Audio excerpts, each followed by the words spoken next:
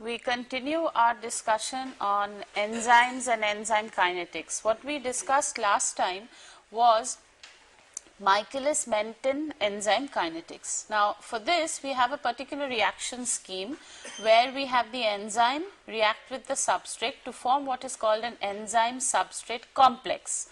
Now, in this enzyme-substrate complex, we have an equilibrium as to what is called a pre-equilibrium step, which then finally dissociates into the products E plus P.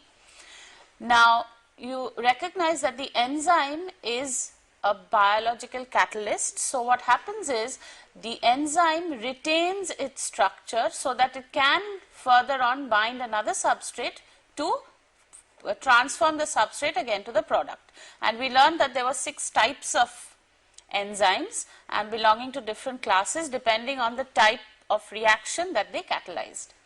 Now, the overall Michaelis-Menten equation works out after a few assumptions and a bit of algebra, works out to what is called the velocity of the reaction with a V max. Now, this V max, which is also written as Vm or V max, is the maximum velocity that the enzyme can attain considering the total enzyme concentration. Okay, so there is this reaction can have a limiting value for the velocity of the reaction, which is given by the K2, which is also we will see called the Kcat, the catalytic kinetic rate constant, and the total enzyme concentration, because the velocity cannot increase beyond this value because the amount of enzyme is limited. So, the Vmax that we have is equal to K2 ET, and we have what is defined as a Michaelis constant, that is a combination of the rate constants of these reactions. So, we have K minus 1 plus K2 divided by K1, and the velocity is actually the formation of the product, which is Kcat ES, where ES is the concentration of the enzyme substrate complex. Now, if we look at the overall expression that we have, from this expression we can get what is called a rectangular hyperbola that is going to eventually plot the V0. Now, why we call this the V0, I'll tell you in a moment. So, what we're doing is we're actually plotting a velocity versus a substrate concentration. Now, what happens is, as you increase the substrate concentration, because the enzyme has limited capability in taking in or forming an enzyme substrate complex, this will reach a limiting value. And this limiting value is dependent on the total enzyme concentration that is available to you, and this is V max, the maximum velocity available. Now, if we go back and look at the expression that we have here, we did this last time, where if we substitute V as V max by 2, that is half the maximal velocity that is attainable, then what we can get is we can get the value for Km. So, Km is the substrate concentration for which half of the maximal velocity is attained. That is the definition for the Michaelis constant. Now, we are going to look at some features of the Michaelis constant as to what it means to have a low value for Km, what it means to have a high value for Km. But for now, you recognize that when we have a low substrate concentration, we have first order kinetics for this particular reaction, where V is proportional to the substrate concentration. We have here a V0 defined as V max S by Km. Now, you recognize this is actually the Michaelis-Menten form, where we actually have a Km plus S as the denominator, but since S is extremely small, usually less than 10% of the total substrate concentration, we consider this as the initial velocity, and this is what is used later for actual enzyme kinetics. When we consider the low substrate concentrations, the velocity is proportional to substrate concentration, where we have a first order reaction, and at high S it becomes 0 order, independent of the amount of substrate that you add, because there is limited capacity for the enzyme to take in the substrate to form the enzyme substrate complex. So, what are the features of these? The features of kinetics considered by Michaelis-Menten is that the formation of an enzyme substrate complex occurs. It assumes that this enzyme substrate complex is in rapid equilibrium with the free enzyme. So we have a rapid equilibrium here, that is the pre-equilibrium step, and the breakdown of the enzyme substrate complex to form the products is slower than the formation of ES. So if this reaction is slow, what does this make this? This makes it the rate limiting step of the reaction. Okay, so what we assume here, that the breakdown of ES to actually form the products is assumed to be slower than the formation of ES and also slower than the breakdown of ES to reform E and S. So we are saying, what are we saying here? We are saying that both K minus 1 and K2 are small. Okay, because we are saying that the breakdown of ES to form the products is also slow, and to go back to form the enzyme and the substrate back again is also a slow process. So these are the features that have come into Michaelis-Menten kinetics to actually get into the form of it, the expression that we get. Now, what do we have here? We have K2 as a rate limiting step. We have K minus 1 as also a small step. So what do we have? We have basically an association of the enzyme and the substrate to form the enzyme substrate complex. So what we can actually define is, we can define an equilibrium here. Considering the rate constants K1 and K minus 1, we can define an equilibrium. Now, that equilibrium can be an association. What is this association? It is E plus S to form ES. That is an association reaction. What is that K? It is the enzyme substrate complex divided by the concentrations of the enzyme and the substrate, and at equilibrium, what is this? This is our equilibrium constant. If this is our equilibrium constant, we can find a delta G naught for this. So what we have is, for this particular binding reaction, we have an E plus S that takes us to the enzyme substrate complex, and we have an association constant associated with it. You recognize that the units of the association constant are mole inverse, because the enzyme substrate complex is in moles, the enzyme is in moles, and so is the substrate. Now, if I go for the reverse of this reaction, I am considering a dissociation of the enzyme substrate complex back into the enzyme and the substrate.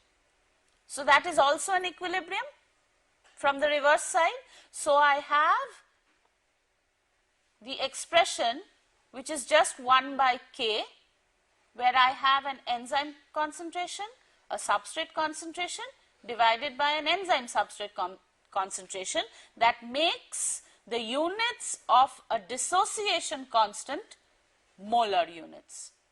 So what I have is, initially I have an enzyme and a substrate that forms the enzyme substrate complex. The formation, you have to remember, you can just think of it, it is an association. So it is called an association constant, because you are associating the enzyme and the substrate to form the enzyme substrate complex.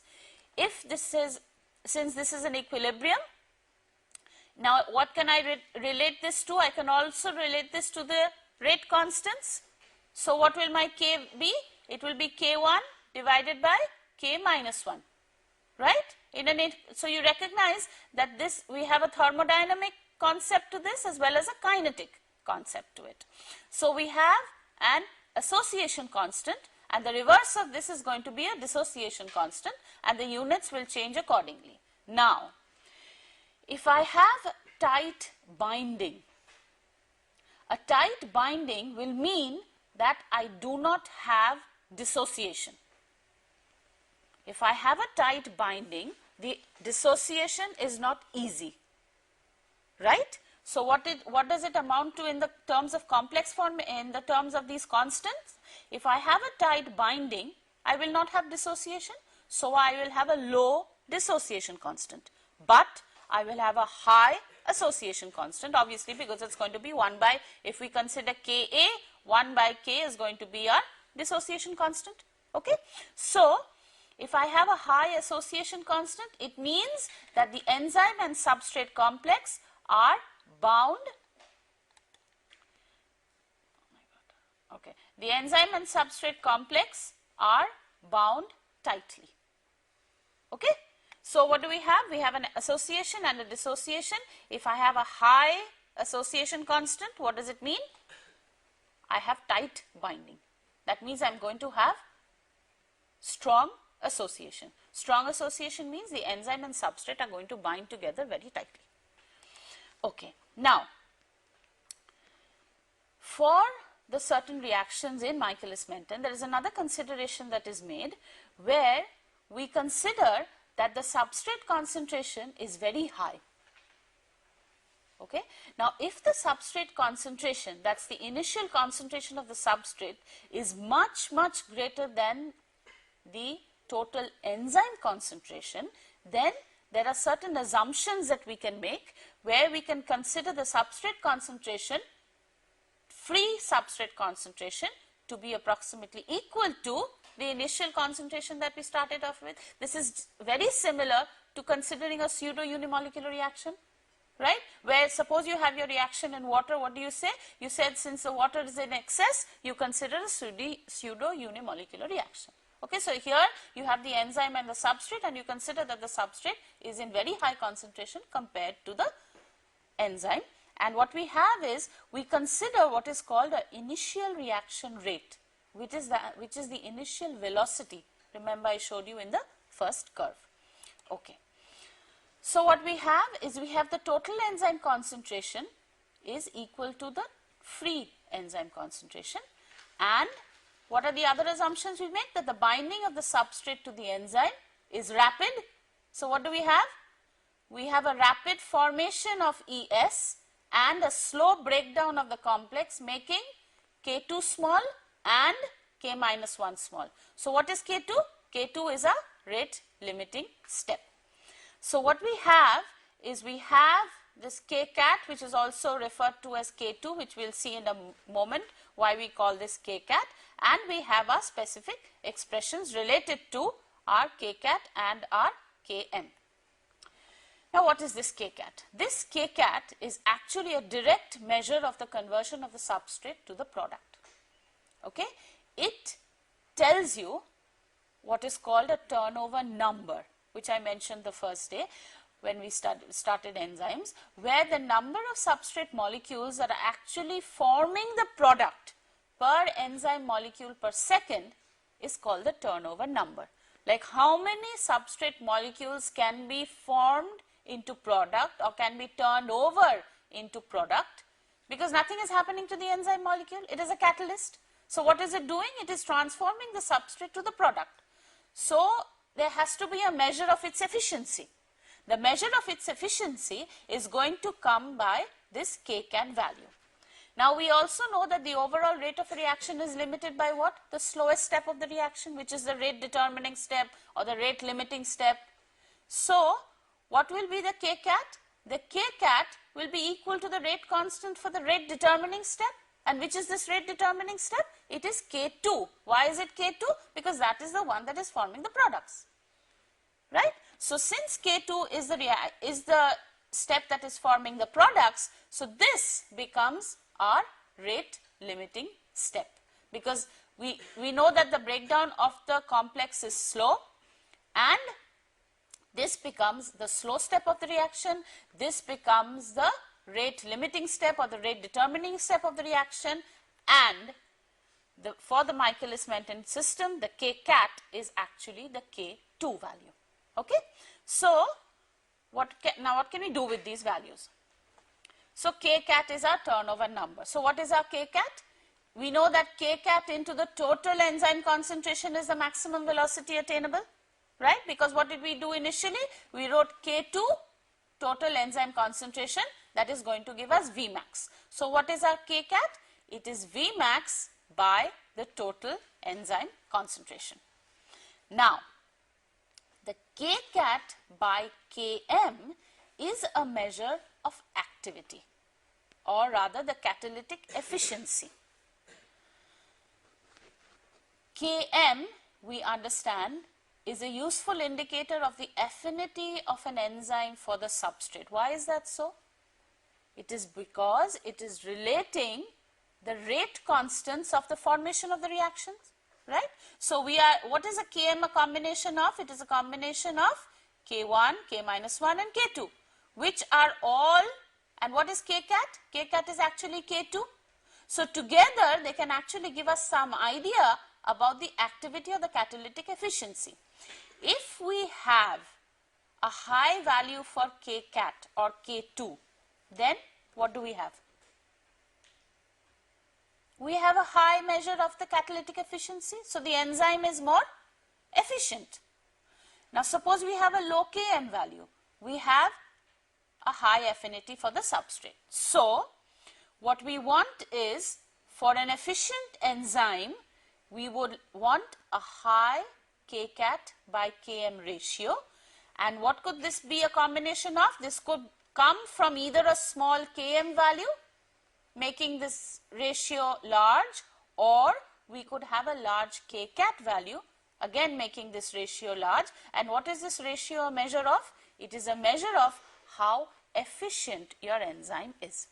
Okay, so from Michaelis-Menten constant, Michaelis-Menten enzyme kinetics, there are certain aspects of enzymes that we can consider about the efficiency of an enzyme in terms of the kinetic constants that we have. So this is our Michaelis-Menten kinetics. We have a Vmax, we have a Km, we have a velocity, and we have a substrate concentration. Now what happens is, if now I know the total enzyme concentration that I start off with, there are certain aspects, or there are certain measurable quantities that I have. What are these measurable quantities? What are these measurable quantities? I know measurable quantities. Okay, the measurable quantities are total enzyme concentration,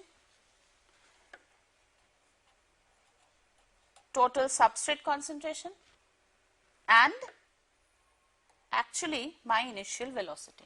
Why? Because if I consider my curve here, this is, what is this? This is the velocity of the reaction. This is the substrate concentration. This I do not know where Vmax is, where it is actually going to sort of go, right? So this is some quantity that I actually cannot determine this way.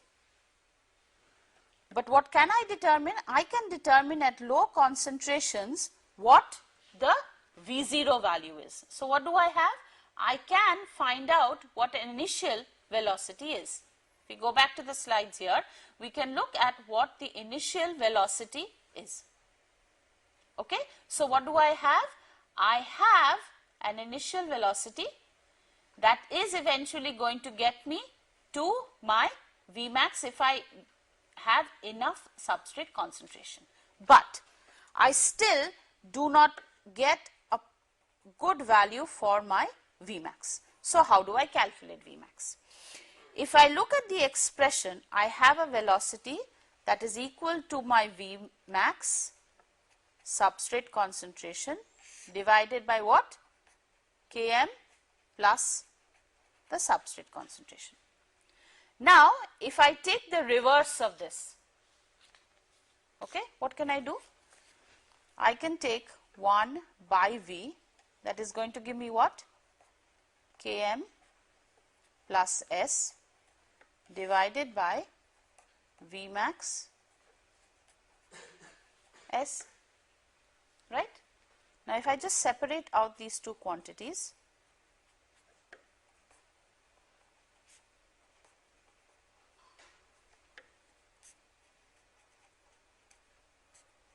what am I going to get here?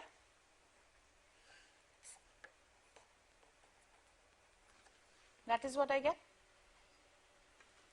I consider 1 by V from the Michaelis. I have just inverted the Michaelis-Menten expression, and I work out an expression where I have the form of y is equal to mx plus c. Right? So what can I do? If I plot 1 by v versus 1 by s, this is something I know because I know what substrate concentration I start out with, and I can find out from my curve this initial value for V0. So this is the velocity I know, the substrate concentration I know. So what do I get? From the slope, I get Km by Vmax.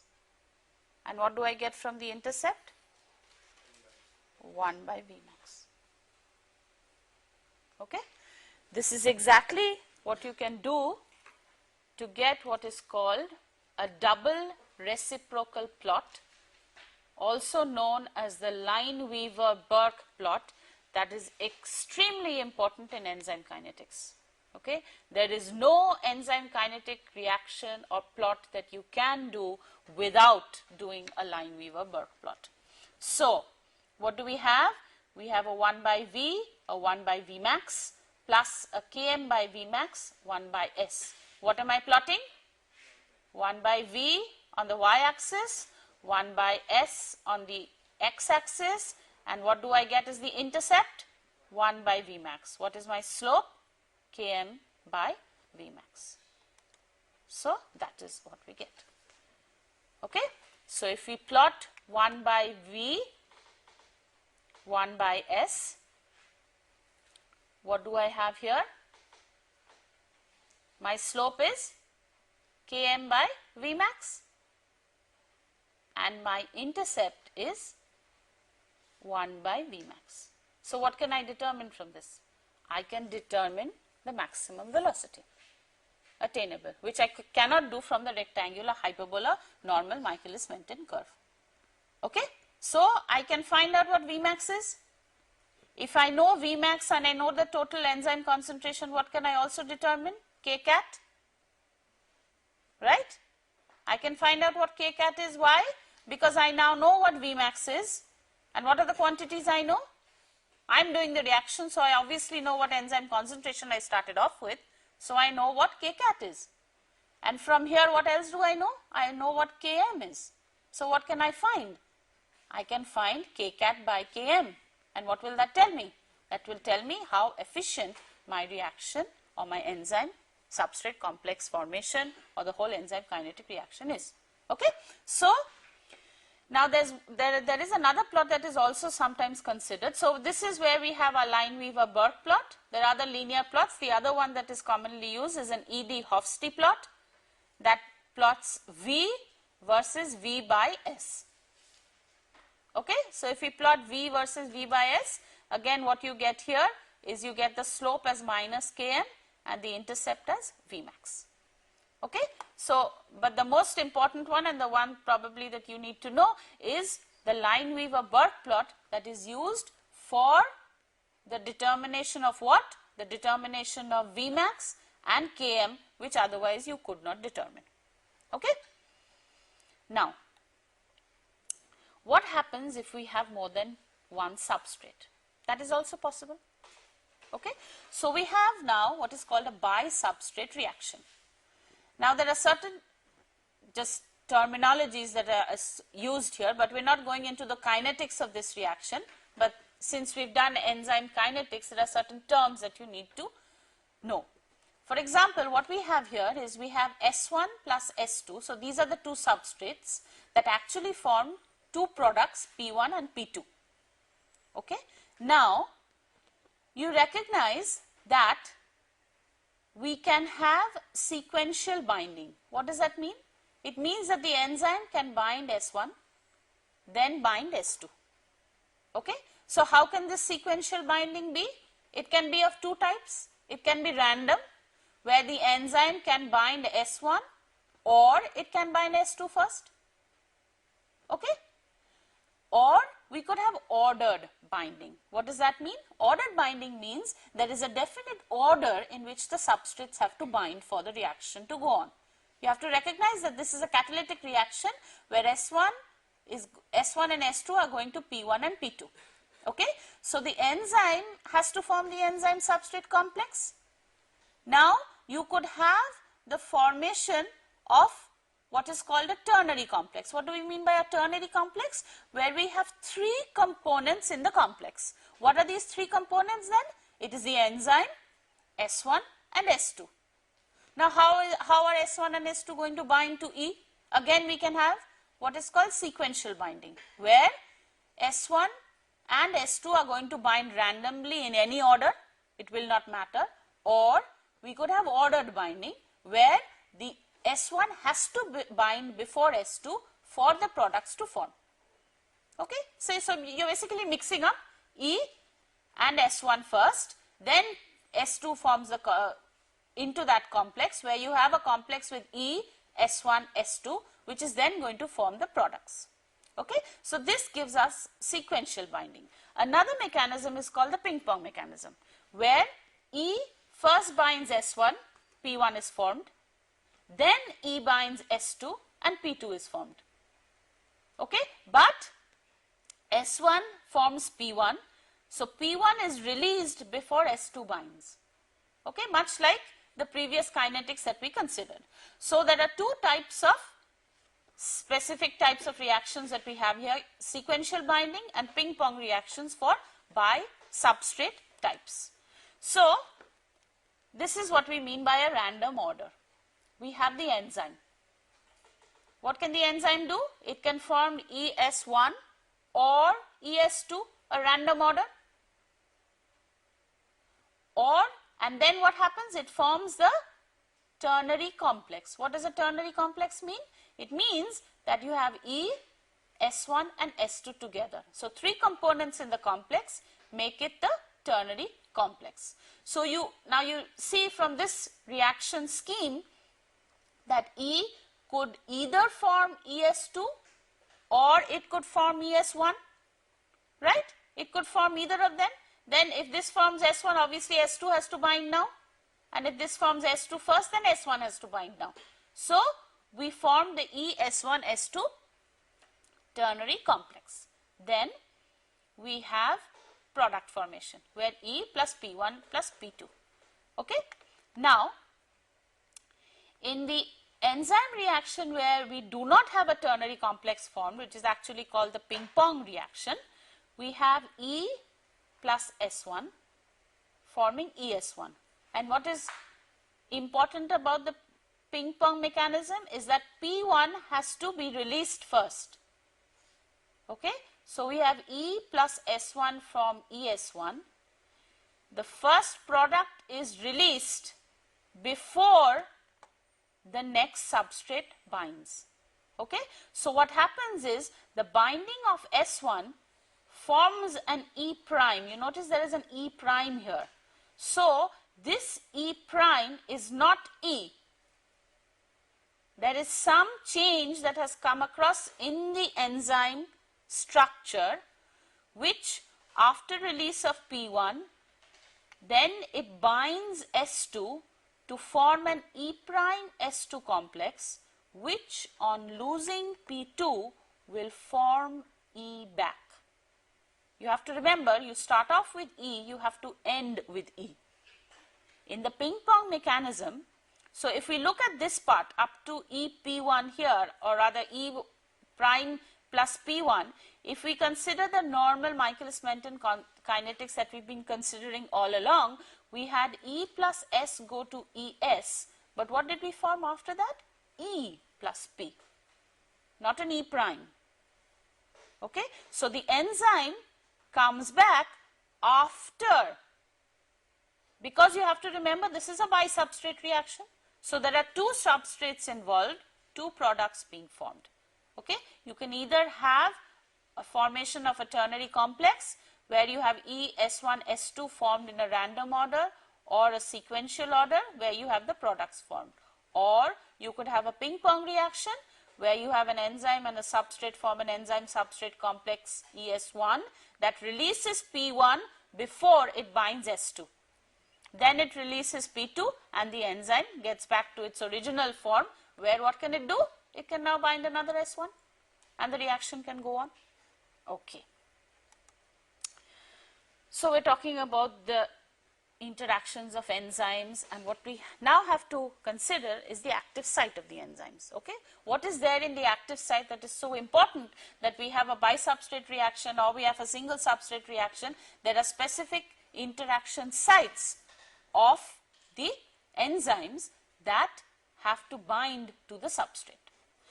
Now the structure has a unique geometric shape that is designed to fit the molecular shape of the substrate. Okay, that is obviously essential. We'll see how that works out. Then each enzyme is substrate specific. It's extremely specific. Okay, the way enzymes work is just miraculous. Okay, it's extremely substrate specific. So the active site is complementary to the geometric shape, and there are other interactions or other features that we are considering or will be considered where we have the active site of the enzyme. Okay. Now, suppose we are looking at the hydrolysis of sucrose. Okay, this is just a schematic where we have the enzyme. Now, what is there? This is the active site of the enzyme. You see that this is shaped in such a way that it is going to bind the 6-membered ring. This is geometrically shaped in such a way that it is going to bind the 5-membered ring. Okay, so what happens is we have this particular bond that is going to be cleaved. Okay, so our enzyme, the products are going to be our glucose and fructose. Okay, what is this? Sucrose. So we have the sucrose that is a combination of glucose and fructose, but it's connected, so we have to cleave this. This enzyme is going to cleave that. So we have the active site that exactly fits. You cannot fit it the other way. You will not be able to fit it. It has to fit in exactly this orientation, exactly this geometry. So the substrate binds to the enzyme. So what do we form? The enzyme substrate complex. Okay? The substrate binds to form the enzyme substrate complex. Then what happens? We have an hydrolysis that occurs, and we have the breaking of this bond. Okay? That's an enzymatic mechanism which we do not have to consider right now. Then what happens is the products are released. On release of the products, what do we have? We have the enzyme exactly in the form that we started off with. So what can it now do? It can go bind another sucrose and go through the same thing over again. Fine? So it will keep on doing that, obviously. That's what it's happening in our bodies all the time. So we have a particular enzyme that is going to fit at the active site. But what we have to notice here is that the geometry is extremely important in the way the sucrose is going to bind to this particular enzyme. Now what we need to know is, say this is a picture of the active site of an actual enzyme, and this is the substrate. You see how snugly it fits in here? Okay, that is showing you how the substrate can actually fit into the active site of the enzyme. Okay, now what are the amino acid residues that actually can form the active sites of enzymes? Okay, now you recognize that what are the interactions that are going to take place? They are going to be non-covalent type interactions, because we do not have a covalent linkage that is formed. Why? Because the enzyme has to lose the substrate, or rather it has to lose the product after a transformation. Okay, so once we form the enzyme substrate complex, there are certain amino acid residues that can actually form these interactions. Now what are these? These are the charged residues, glutamine and aspartic acid. Okay, so what can it act as? It can act as a proton donor, right? So this is a specific type of reaction that it can act on as a proton donor, where it is going to form this. But you realize that if this is going to take place, then the pKa is low, right? So the reaction where this is going to take place has to be at low pH, right? So suppose where can a reaction such as this take place in our bodies? In the stomach, where we have an enzyme called pepsin. Okay, this enzyme works at acidic pH. Okay, which means that it's probably lined, the active site of the enzyme is probably lined by these amino acid residues. We can have lysine or arginine. What is that going to do? That is also going to act as a proton donor, or this, if it is in this form, it can act as a proton acceptor. Okay? So we can have two forms of each of these. For cysteine, we can have RSH or we can have RS minus, which is going to act as a proton acceptor. And the most important one you have to remember is histidine. Okay? Why? Because this pK is around 6. So what do we have here?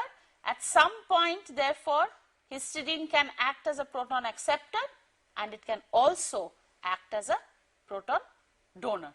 And this equilibrium is at a pH of 6, close to 6.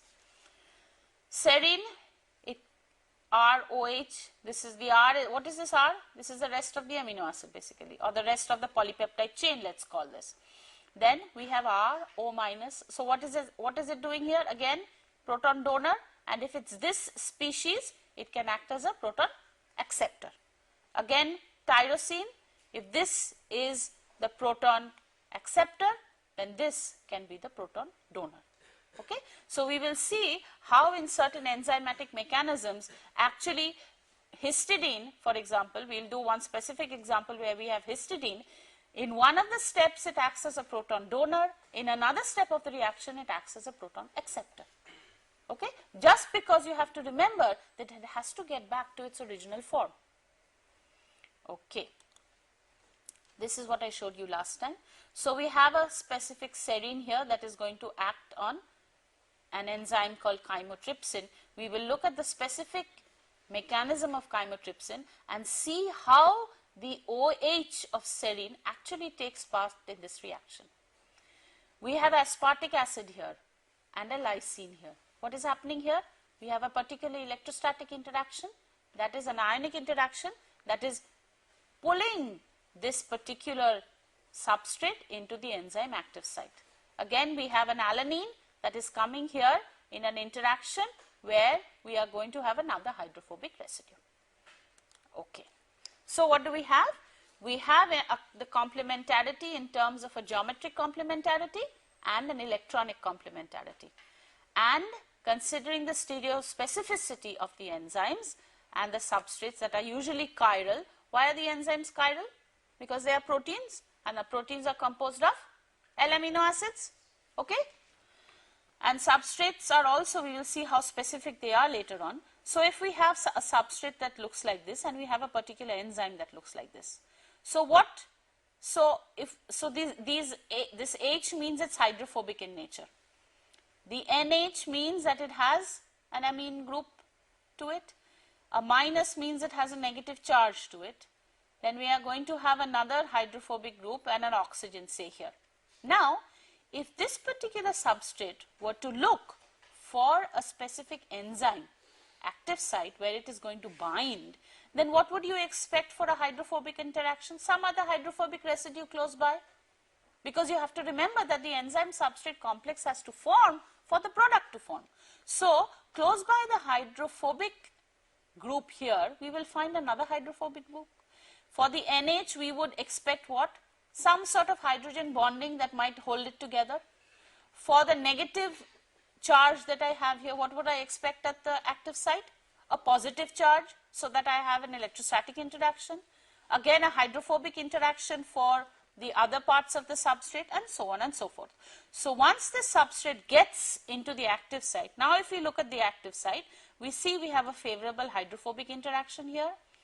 We have a favorable hydrogen bonding here. We have an electrostatic interaction here. We have another hydrophobic set of hydrophobic interactions here, and again a hydrogen bonding here. So all this is going to loosely associate the substrate with the enzyme into forming the enzyme substrate complex that is eventually going to do what? It is going to find out, it is going to then from this complex undergo certain reactions to form the product, and the enzyme will retain, that's the H, the O, the plus, the two H's here and the OH. It will have to come to exactly back to the same structure if it has to bind another of these substrate molecules. Okay, now we have to consider the models in which this binding can actually take place. There are two models of binding to the active site. Now, what are we talking of? We are talking of the binding of the substrate to the active site. The two models are called a lock and key model and an induced fit model. You understand from the name itself, the lock and the key model, where the lock is the enzyme and the key is the substrate. So you have a specific key that is going to fit into the lock. So a specific substrate is going to fit into the lock, that is our enzyme. So in each case we have an enzyme substrate complex formed, and the respective bonds in the substrate are formed or broken and the products released in both cases, because each of these are talking about how we form the ES complex. That is essentially what we are forming now. So how can we form it? We can form it in what is called a lock and key mechanism or an induced fit mechanism. What are the features of this site, of this model? The lock and key model, the enzyme binds a substrate in a region called the active site, which we have seen. Only certain substrates can fit the active site. And what helps the active site help the substrate bind? What is it? It is the R groups. So either the hydrophobicity or the positively charged or the negatively charged or the hydrogen bonding, whatever you are talking about, it's all the amino acid side chains that are actually eventually taking part in the reaction. So to form the enzyme substrate complex, we can have a lock and key model. We can have an induced fit model. What does this say? It says that the enzyme structure is actually not as rigid as a lock. Okay? It is slightly flexible. So what it does is the enzyme and subsequently its active site can adjust its shape to bind the substrate. Okay? So there is a slight modification that can occur due to the flexibility. Now why will I say that this is flexible? Why can I say that the enzyme structure is flexible? Because we have all those torsional angles, we have all the bending that can occur, a slight change in what? In the polypeptide chain that can occur. And if this happens to occur near the active site just to accommodate the substrate, then we call it an induced fit model. The enzyme structure will remain as it is, but as soon as the substrate approaches it, it will modify itself so that it can bind the substrate. So the shape changes to improve catalysis during the reaction, and it usually assumes a transition state like configuration. So this is what we mean by a lock and key model. This is our active site where we have our enzyme, and this is our substrate. So what is happening? We have, this is our key that fits exactly into the cleft of the active site. Okay, so it fits exactly in here, and then you have your product formation, whatever. Say this could be analogous to that sucrose where we have our glucose and fructose. Okay, so in this, what are the features of this? We have our enzyme, we have our substrate.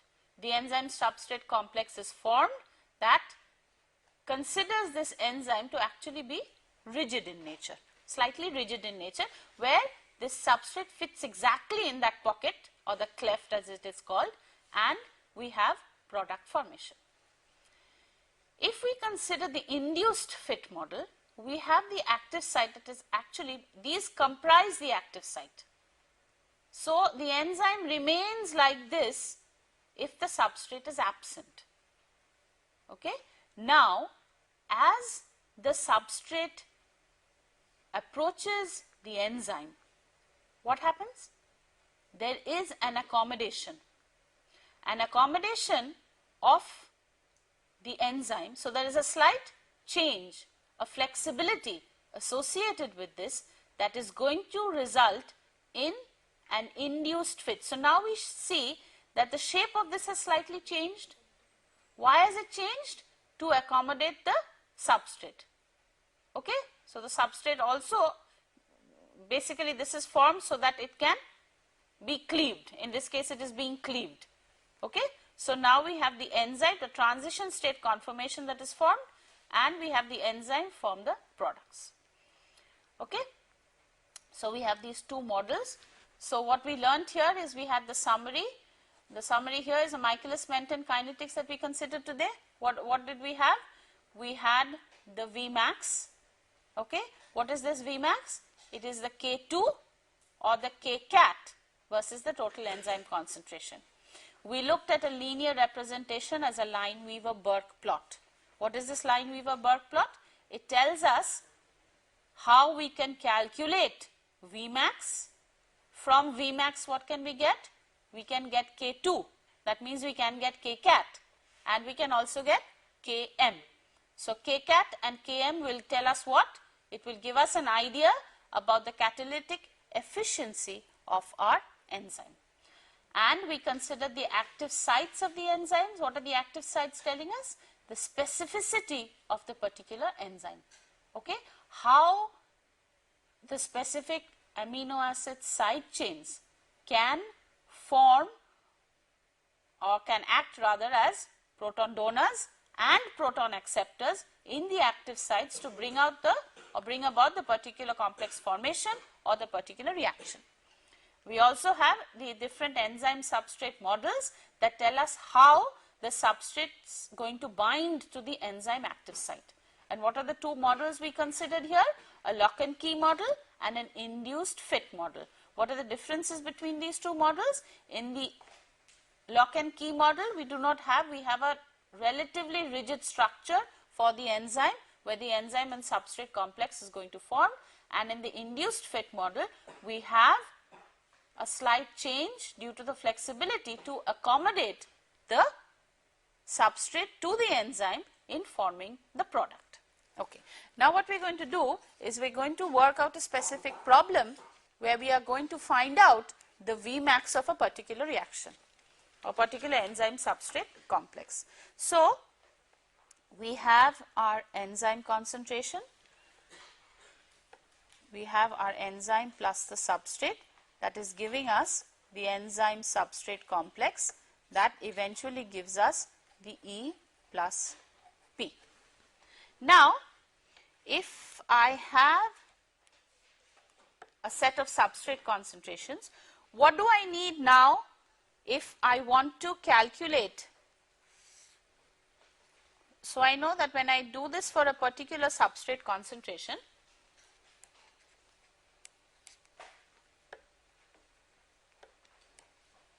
this is going to be my Vmax, right? Now, if I want to plot the Lineweaver-Burke plot, what do I need?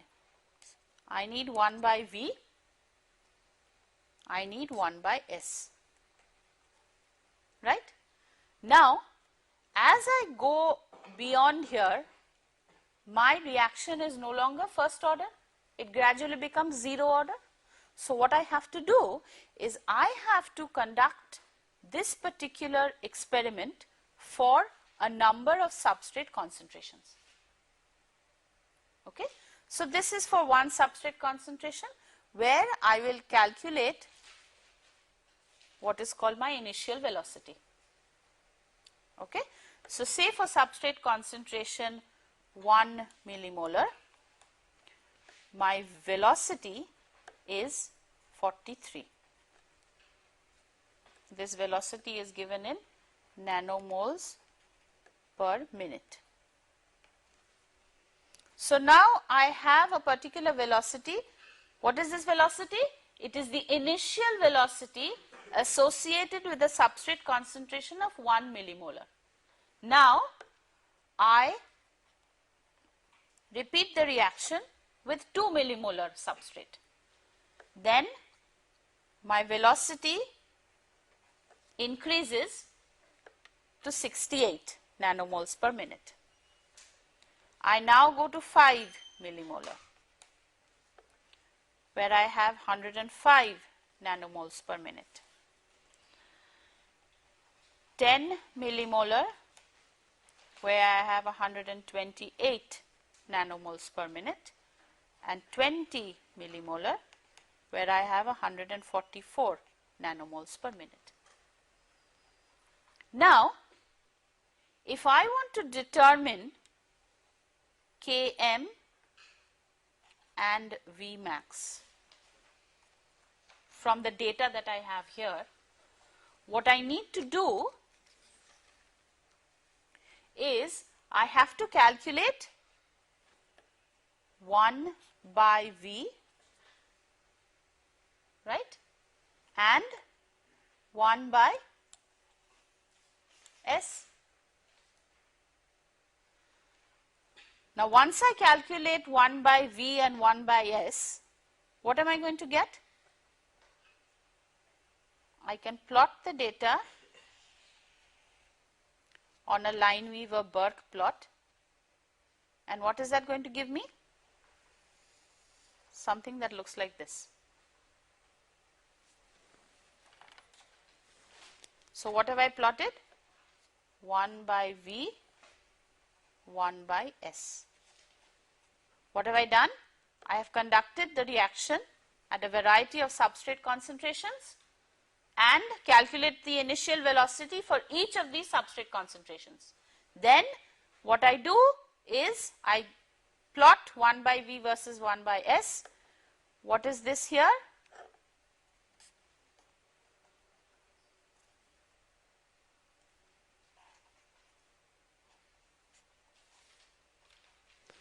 So, I can calculate what the maximal velocity is, and I can calculate what the Km value is.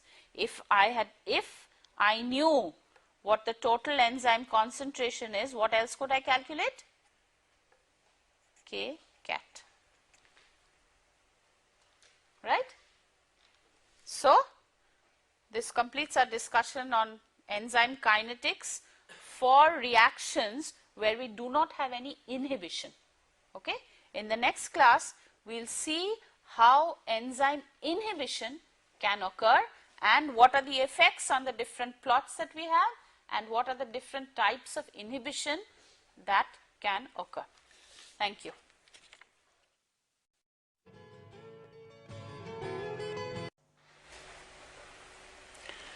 In the last class, we spoke about enzyme kinetics and how we have the specific active site of the enzyme and how we form the enzyme substrate complex.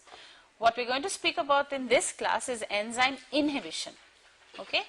Because enzyme inhibition is a very important factor in determining drugs or specific compounds that are going to inhibit the action of definite or specific enzymes. So, apart from knowing the structure and once we know the function, there are certain designs to the drugs that can be made to determine how we can design what is called an inhibitor of a particular enzyme.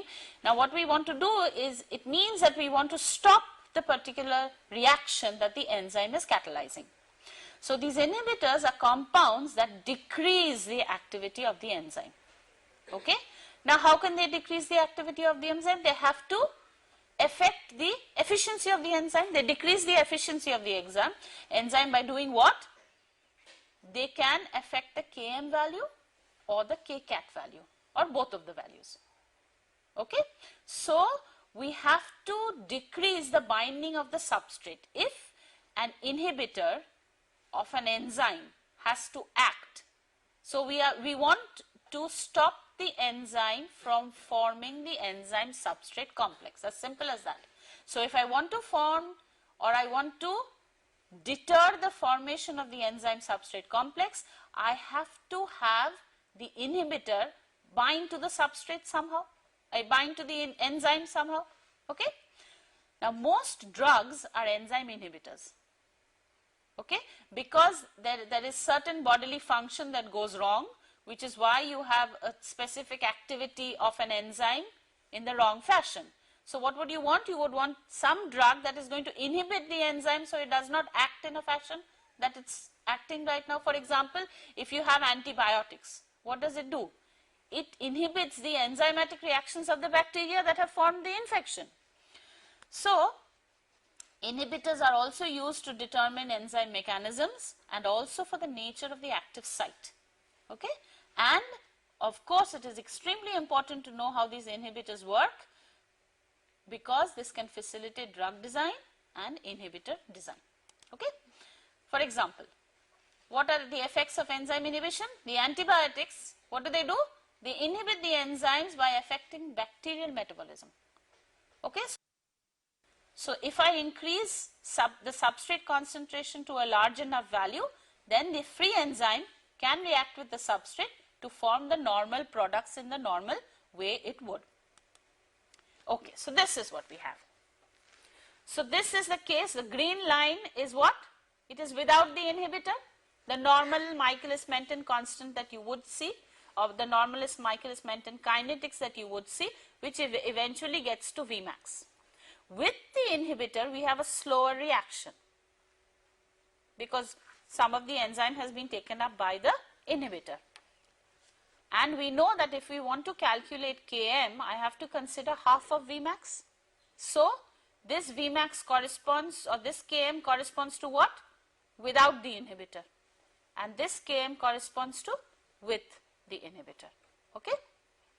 Now how does this change our Lineweaver-Burke plot? What is the Lineweaver-Burke plot? We have a 1 by V0 versus a 1 by S. Let's work on that now. So I have now a 1 by V versus 1 by S.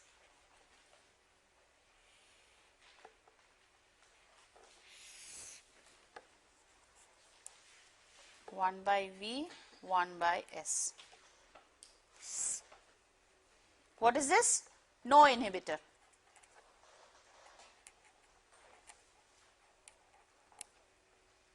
What is my y-intercept?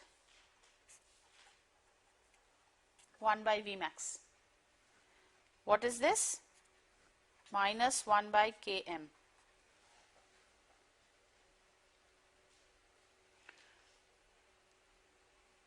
Now tell me. Slope will? But the Vmax is the same. The slope increases, but the Vmax is the same. So let's use it.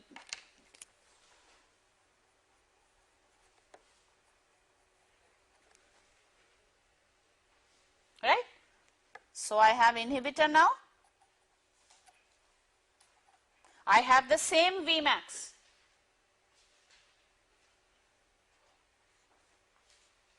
One minus Km prime. Fine. So I have no inhibitor in one case.